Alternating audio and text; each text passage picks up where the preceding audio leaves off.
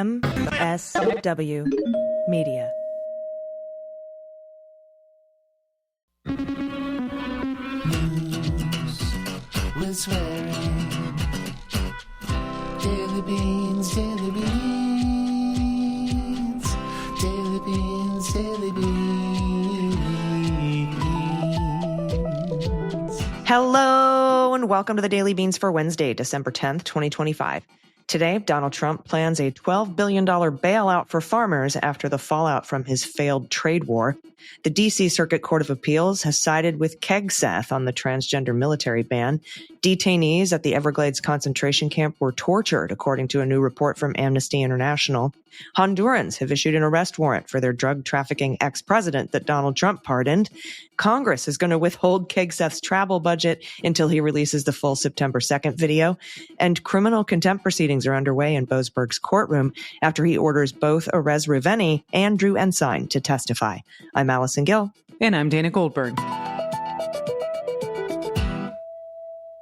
Hello, my friend. Hi. It is so nice to be on the East Coast with you. Allison and I actually got to spend an in-person meal today, which never happens. She joined me at work last night at the Brick Awards, and you were wonderful, and the crowd loved you and appreciated your generosity and gave you a standing ovation, and you looked beautiful and all of the things. Oh, stop. I didn't even know that. You told me that this morning, that they gave me a standing ovation, but it was just such a blur to me that because I haven't been on stage in so long, I was just like, I was nervous, but you held my hand the whole time and it was awesome. We had a moment. It was lovely. So thank you for that. And I know that they appreciate your generosity and what you were doing with your veterans benefits. Well, not directly with those, because you're not allowed to do anything directly with those legally, but you know what I mean. Right. Legal disclaimer. I am donating the equivalent of my veterans benefits for 1 year through the Daily Beans podcast. And that's you too, my friend. So I had a really great time. We got to meet some incredible people. The two amazing women from the L Word that presented Lisa the final. Haley and Kate Monig, the final award from the night. Got to sit next to them and their editors, their book editor and their book editor's partner. Also got to see your partner, who I always love to run into and talk with, and then got to meet the incredible Zoe Zephyr. Yes. And Aaron Reed from Aaron in the Morning. I did not know Zoe and Aaron were married. I've been living under a rock. They're both incredible people. They have done so much in their own right. And I can only imagine together, they're a powerhouse. It was awesome. Yeah. Changing the world, kicking ass, taking names. And you know, we report a lot of stuff from Aaron in the Morning here on the Daily Beans because she does such thoughtful and incredible and important reporting, especially for the trans community. So it was wonderful to meet them as well. It was just an incredible night all around. Thank you for taking your co-host to work day. I really appreciate it. It was my pleasure. I'm sure it'll happen again. Yeah, I hope so. Also, we've got a lot of news to get to today. Some things that made it to the cutting room floor that we're going to talk about on the Beans Talk video podcast. If you haven't subscribed, we put out a daily video news podcast every day. Well, every weekday, I should say. And we do that over at the MSW Media YouTube channel. It's free to watch. But today, Dana, and this is very upsetting, a 3-judge panel, 2 Trump judges, and 1 Biden judge voted 2-1 to stay a lower court order that allowed transgender people to serve in the military. Now, the 2-judge panel wrote, in our view, the court afforded insufficient deference to the secretary, Kegseth, and his considered judgment. Accordingly, we stay the preliminary injunction pending the government's appeal. Now, Judge Pillard, who dissented, she wrote, this suit arises because the government has now decided to force every transgender service member out of the military through a policy based on nothing more than negative attitudes about transgender identity. Defendants provide no evidence that they base their new policy on any assessment of costs, benefits, or any other factor legitimately bearing on military necessity. Indeed, there is, quote, no evidence that Trump or Kegseth consulted with uniformed military leaders before imposing their unprecedented ban on transgender service members. The outcome was determined by animus from the start. Now, again, this isn't a ruling on the merits, but the Supreme Court has twice allowed the ban by staying lower court orders. So we'll see what happens on appeal, but I don't have too much hope with this Supreme Court. No, neither do I. Thanks, Allison. This one's from the Times. The Honduran Attorney General announced on Monday night that it had issued an international arrest warrant for the country's former president, that's Juan Orlando Hernandez, who was recently pardoned. Recently pardoned by President Trump and released from prison In the United States, in a social media post, Attorney General Joel Antonio Zelaya Alvarez said he had instructed the government and Interpol to execute the warrant against Mr. Hernandez, citing charges of money laundering and fraud connected to a case involving his first presidential campaign more than a decade ago. So I love that they're like, you're going to let him out of prison. You pardoned him for drug crimes. You didn't pardon him for this. This is a whole different crime. And even if we have sovereignty, we can still, put him in jail because the U.S. took him, wouldn't extradite him, tried him, sentenced him to 45 years and put him in prison.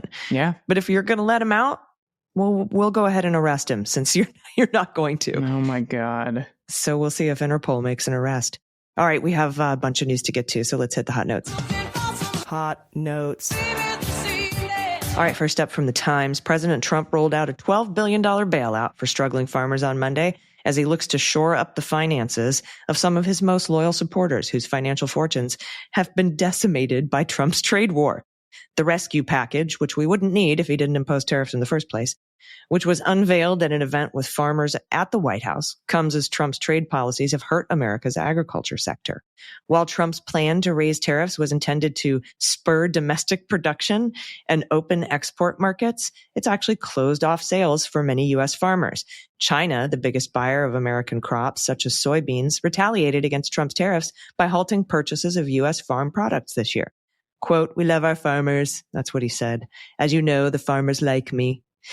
Ugh, I hate him. Most of the relief funds will come from the Agriculture Department's Farmer Bridge Assistance Program. That's according to the Agriculture Department. The money will go to producers of corn, cotton, sorghum, soybeans, rice, wheat, and other row crops. The payment to the farmers will be made by the end of February. The Trump administration will initially distribute $11 billion and is reserving another $1 billion to support growers of fruits and vegetables as needed. Mr. Trump said the money was a small portion of the revenue that the United States had been taking from tariffs, which are taxes on us. Although he said the tariffs made the payments possible, Mr. Trump's aggressive use of import levies is the reason the American farmers need economic support. The payments are not being funded directly by tariff income. Now, American farmers, a key voting bloc for Trump, have been warning of the worst crisis since the 1980s as China turned to Brazil, Argentina, who we gave $40 billion to, and other markets for food products as retaliation for the president's trade war. High tariffs on foreign goods that farmers need, like levies on metal used for farm buildings and tractors, as well as immigration restrictions that have cut down on the number of farm laborers, have also weighed on American farms. He did this to himself, and now he's using our tax money to bail himself out. Yes, he is. Start the fire, be the fireman. Mm-hmm. Now, next up from The Guardian, and content warning, by the way, for torture. Detainees at the notorious Florida immigration jail known as Alligator Alcatraz, not our name, theirs, were shackled inside a 2-foot-high metal cage and left outside without water for up to a day at a time. A shocking report published on Thursday by Amnesty International. The human rights group said migrants held at the state-run Everglades facility and at Miami's Chrome Immigration Processing Center, operated by a private company on behalf of the Trump administration, continue to be exposed to, and I quote, cruel, inhumane, and degrading treatment, rising in some cases to torture. The cage, known to detainees as the box, is used by guards for the arbitrary punishment of trivial or non-existent offenses. That's according to a report compiled from interviews with detainees and advocacy groups and a site visit to Chrome made by Amnesty workers in September. Quote, "It's a box outside, exposed to the South Florida sun and humidity and exposed to mosquitoes." This is what one detainee told the group. I'm so fucking pissed about this. All of these people are probably being held without due process. Mm-hmm. Okay. And this was considered torture when we did it at a CIA green site. It's the box. It's torture. We call that torture. This is not the country. This was not the country we should be. This has never been the country we should be, and it's not the country we have to be. Mm-hmm. This is a quote from the story. "One time, 2 people in my cell were calling out to guards telling them that I needed my medication. 10 guards rushed into the cell and threw them to the ground. They were taken to the box and punished just for trying to help me. I saw a guy who was put in for an entire day." The Florida Department of Emergency Management, or DEM, it operates Alligator Alcatraz independently of federal facilities under the umbrella of Immigration and Customs Enforcement, so it's not part of ICE. Molly Best, press secretary to Florida's Republican governor, Ron DeSantis, told The Guardian the Amnesty report was nothing more than politically motivated attack.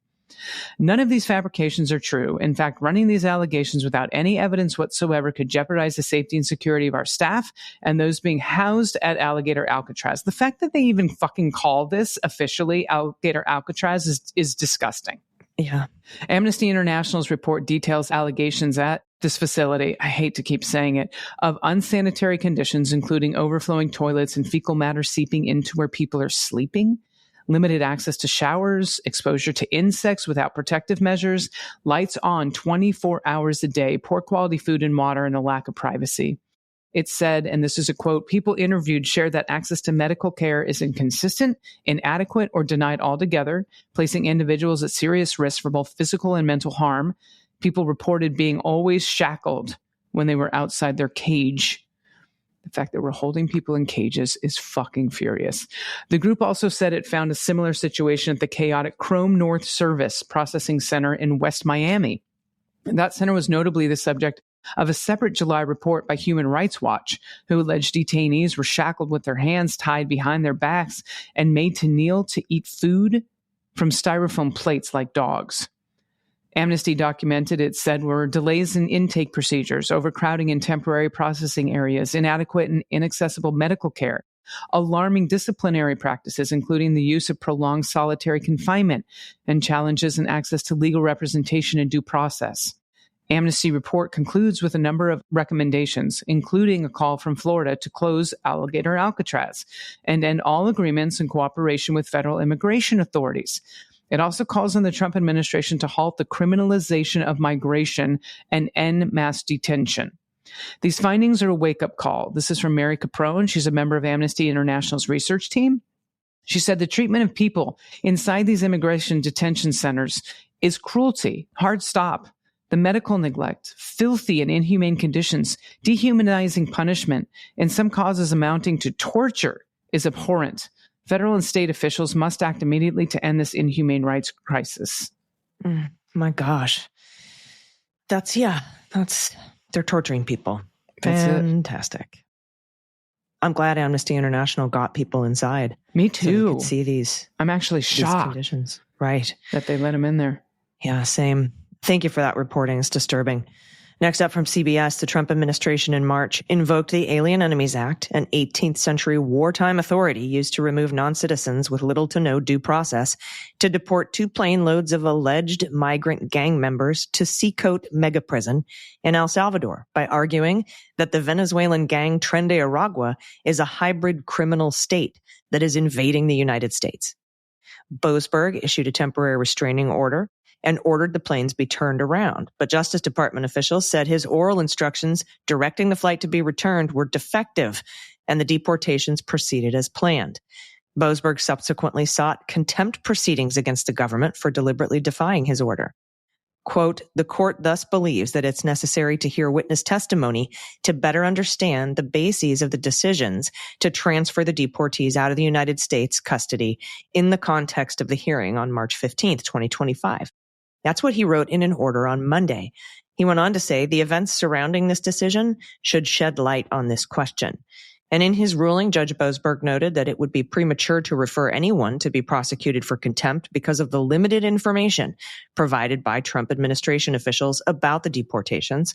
He wrote that DHS Secretary Kristi Noem's her brief sworn declaration that she recently submitted in the case did not provide enough information for the court to determine whether her decision was a willful violation of the court's order. Quote, as this declaration does not provide enough information for the court to determine whether her decision was a willful violation of the court's order, the court cannot at this juncture find probable cause that her actions constituted criminal contempt. A referral for prosecution, consequently, would be premature. Now, he's also written an order, Dana, to call Drew Ensign, the Department of Justice lawyer, that basically, Emil Bove instructed him to tell the court to fuck off, to testify. And that's coming up, I think, next week, as well as Erez Reuveni, the whistleblower who heard Emil Bove tell Drew Ensign to say that. So that's going to be some pretty explosive testimony in this contempt proceeding. Love it. Thank you, Allison. All right. This is from CBS. A bipartisan group of former federal ethics officials is asking for an internal Justice Department investigation into the legal opinion justifying U.S. military strikes on suspected drug-running boats in the waters of South America. I love that this is continuing.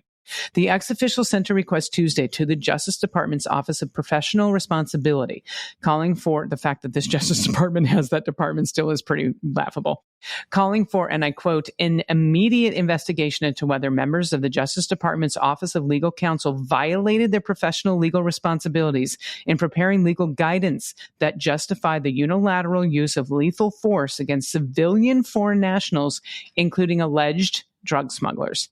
The group includes Norm Eisen, Richard Painter, Virginia Cantor, who served as ethics counsels for Presidents George W. Bush, Barack Obama, and Bill Clinton.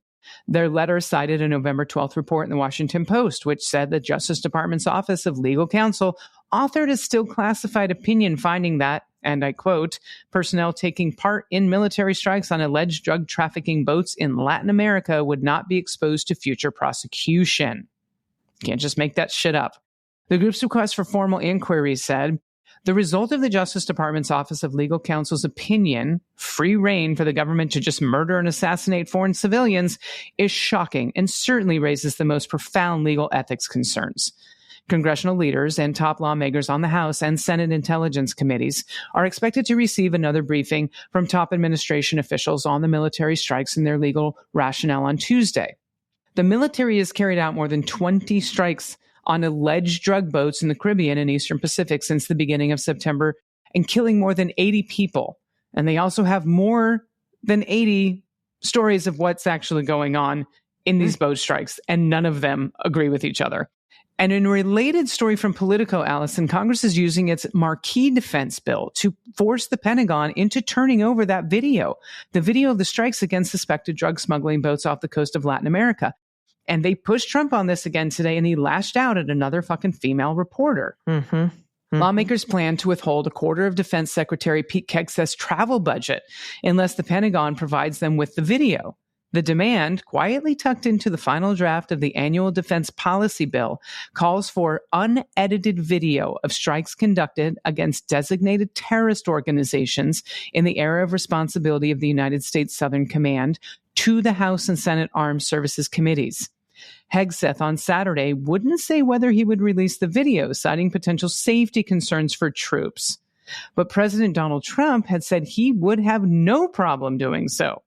The Pentagon chief has publicly backed the decision to kill the survivors, although said that Admiral Frank Bradley, head of U.S. Special Operations Command, made the final call on the second strike. We told you a long time ago they threw him under the bus. The provision creates a new wrinkle in how Congress is going to proceed with an investigation. House Armed Services ranking member, that's Rep. Adam Smith, he's a Democrat in Washington, said that the footage contradicts how Kegseth and other Republicans have described it. And when I say his name Kegseth, it sounds like I'm saying it wrong because his name is Kegseth, and that's how we've been saying it for almost a year. And this is the quote in the story. If they release the video, then everything that the Republicans are saying will clearly be portrayed to be completely false. That was from Smith. He said that Sunday on ABC's This Week. Now, this will be fascinating because, you and I talked about the fact that I figured that the Department of Justice would probably use that Office of Legal Counsel memo as their excuse to justify these extrajudicial killings, these murders. Yeah. It's a classified document at this point. And I think that the administration is going to argue that even if they did declassify it, it's subject to work product privilege, deliberative process privilege, executive privilege, all these things that would prevent it from being unsealed. But if somebody sues like Norm Eisen and Richard Painter and Ms. Cantor, and a judge looks at it in camera and decides that it's not classified or that it's not subject to deliberative process, that we may be able to see this memo or at least understand a summary of the legal arguments behind justifying these murders. Yeah. Who knows? Yeah. We'll wait and see. All right, we got a lot of good news to get to, but we have to take a quick break, so everybody stick around. We'll be right back. After these messages, we'll be right back. Cooking is fun again, but only sometimes. It has to be with HomeChef because otherwise I'm scrambling around lost in a kitchen. But HomeChef partnered with Gordon Ramsay to send 5-star stress-free recipes to my kitchen. Prepped ingredients, smarter timelines, clear instructions that make it simple and easy, even for someone with my limited skill set. It's never been easier to cook like a professional, no matter what kind of pressure you're under this holiday season. And HomeChef is rated #1 by users of other meal kits for quality, convenience, value, taste, and recipe ease. And for a limited time, HomeChef is offering you 50% off and free shipping on your first box, plus free dessert for life. Just go to homechef.com/dailybeans. Now, HomeChef keeps dinner simple and exciting. The fresh ingredients land at your door with clear cards. And now Gordon Ramsay's exclusive recipes are on the menu, so you get 5-star results without the stress. I like to yell and shout in my kitchen as I cook them. Choose his co-branded dishes across the culinary collection, classic meal kits, and express options. The pacing makes sense. The flavors pop. The process is actually fun. So put on a playlist, follow the steps, and plate food that looks restaurant ready. I recently tried Ramsay's French onion filet mignon with roasted asparagus and garlic herb mashed potatoes. It was so good. The filet was tender and juicy. The potatoes had an amazing flavor. The asparagus came out perfectly. Just a little bit of a crunch. I love it. It was a real 5-star meal, ready to serve in less than an hour. So Home Chef has already taken it to the next level. I can't wait to try the rest of the Gordon Ramsay stuff. So for a limited time, Home Chef is offering you 50% off and free shipping on your first box, plus free dessert for life. Just go to homechef.com/dailybeans. That's homechef.com/dailybeans for 50% off your first box and free dessert for life. Must be an active subscriber to receive free dessert. Hey, everybody, welcome back. It's time for the good news. Who likes good news, everyone? Then good news, everyone.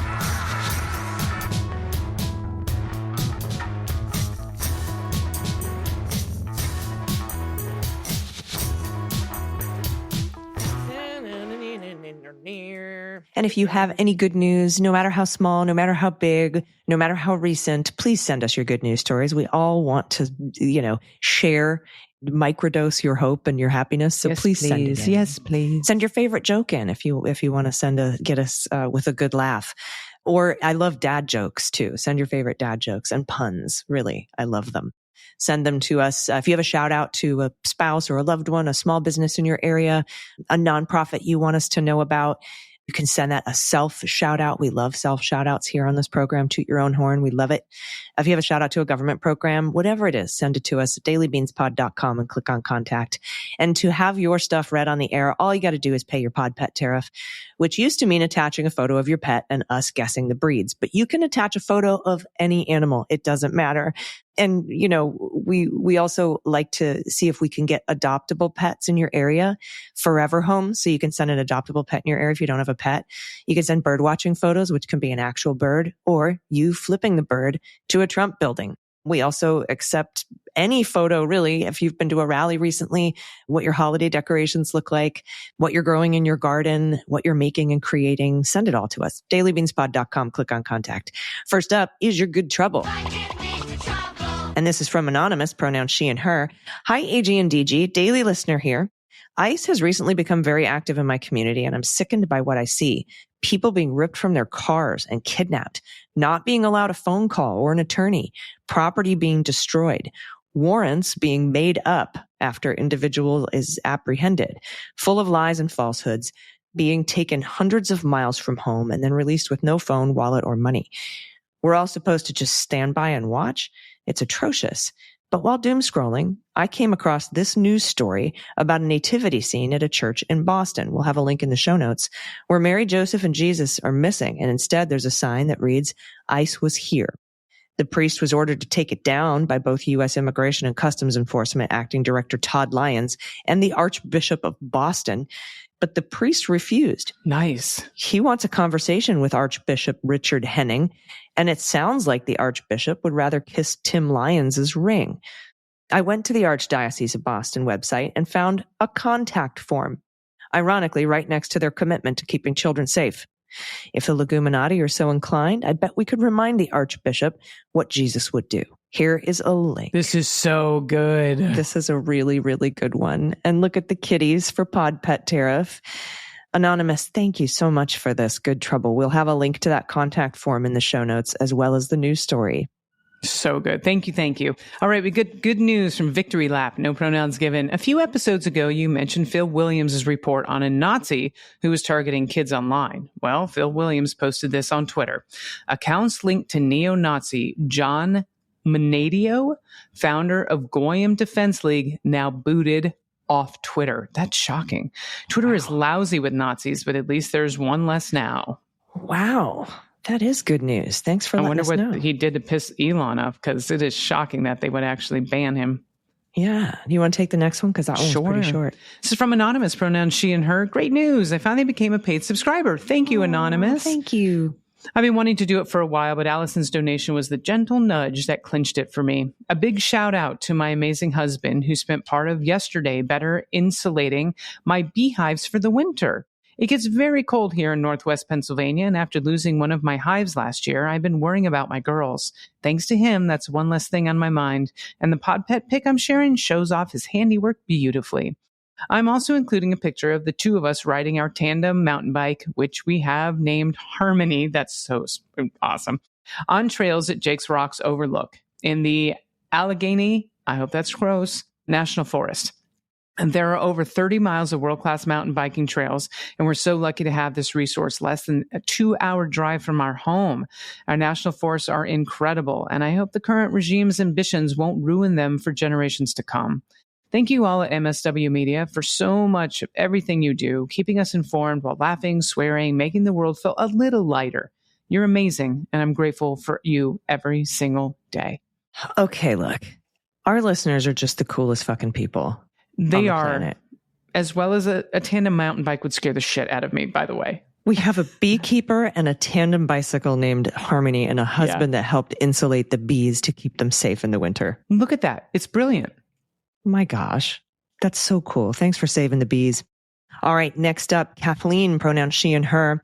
Howdy, y'all. I'm writing from very cold, very snowy Southwest Michigan, where I just had the great joy of receiving one of the best massages I've ever had from Jenna at Tiger Lily Therapy.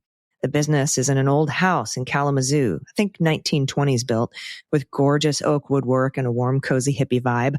The photo attached is the side of the house facing the parking lot, and it brings me great joy every time I see it. Also, I don't know if Jenna will hear this tribute, but I've had a lot of massages in my life, and she is perhaps the best practitioner I've met. She's intuitive and kind, doesn't beat me up, but finds the sore spots, and I leave feeling so much better. So between how I feel seeing the painting on the outside and how I feel after seeing Jenna on the inside, the beauty of Tiger Lily has brought me joy and has expanded my heart, and I'm very grateful. What a wonderful shout out to a small business. Look at this mural. That's awesome. Oh my goodness, that's gorgeous. Kathleen, thank you. And thank you to Jenna at Tiger Lily Therapy in Kalamazoo. Yes. All right. This is from Kayla, pronouns she and her. After 4 long years of working full-time and pursuing my master's in public management, I will graduate in the spring. Woo-hoo. I recently wrote a reflection paper from my advocacy, activism, and organizing and social policy class and submitted it on the nose at 11:59 p.m. That class and this podcast have kept me sane during the Tangerine Palpatine's term and have fueled my energy and passion for resistance. I have a shout out for Professor Slaughter Anowu. And good news, her feedback on my paper made my week. She said, this is an exceptionally strong paper demonstrating depth, theoretical sophistication, ethical awareness, and high-quality writing, mature, nuanced, insight into activism, identity, and civic engagement. Fuck yeah, Kayla. Heck, yeah, write a book, Kayla. Use that as a blurb. That's amazing. My pod pet tariff is a photo of my dog, Zev, and cat Simi, the besties. I like to call my tiger babies. He is a 90-pound gentle giant and loves his 9-pound kitty. Oh. This is a beautiful dog. It's like a German Shepherd mix, and I don't know what else we have there. Pitty Malinois, maybe? There's a lot here under the redaction bars. Yeah. So I'll say that, and a Chow Chow, and a Bull Terrier, and a Staffy, maybe? And maybe a Chihuahua was watching. Let's see. German Shepherd, Mastiff, Lab, Chesapeake Bay Retriever. Surprisingly, the cat. Oh, big cats with Maine Coon, Ragdoll, Russian Blue, Siberian, and broadly. I wouldn't have guessed any of those looking at this little 9-pound tabby. Seriously. Wow. So we got one, the German Shepherd. We got the lead breed. The lead breed. Anyway, thank you so much for that, Kayla. That's awesome. Next up from Lisa G, pronouns she and her. Hey, blazingly brilliant beans babes. After a dozen years in the biz, I'm retiring from my company, Courageous Soap, as of January 2026. Hubs and I recently purchased a Ford Transit van, and the birds in this country aren't going to watch themselves. Plus, more time for activist work. Midterms are coming.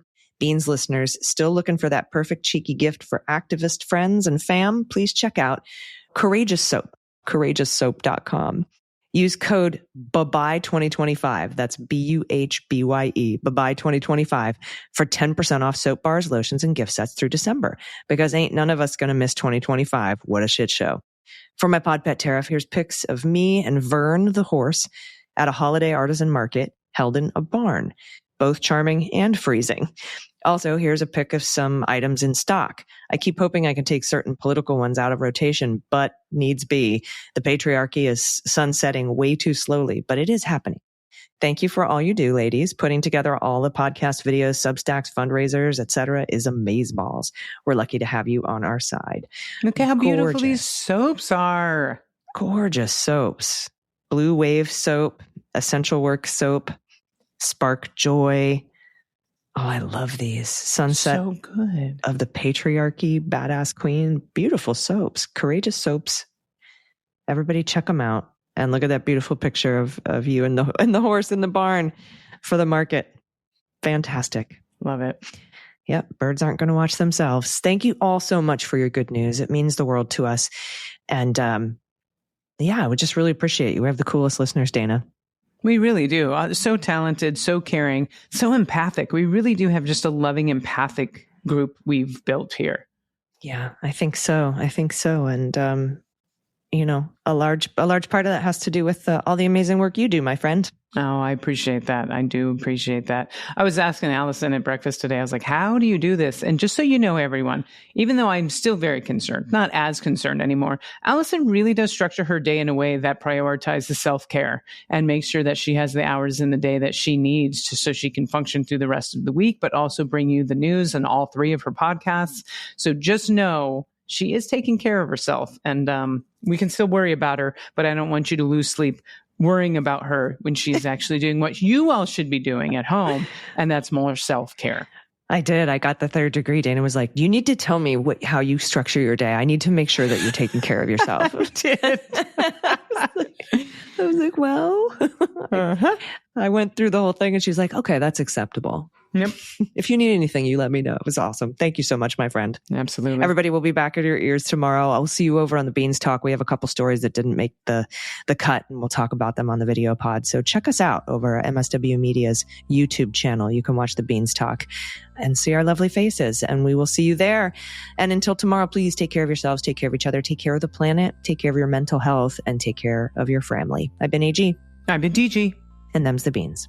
The Daily Beans is written and executive produced by Allison Gill, with additional research and reporting by Dana Goldberg. Sound design and editing is by Desiree McFarlane, with art and web design by Joelle Reeder with Moxie Design Studios. Music for The Daily Beans is written and performed by They Might Be Giants, and the show is a proud member of the MSW Media Network, a collection of creator-owned podcasts dedicated to news, politics, and justice. For more information, please visit mswmedia.com. MSW Media.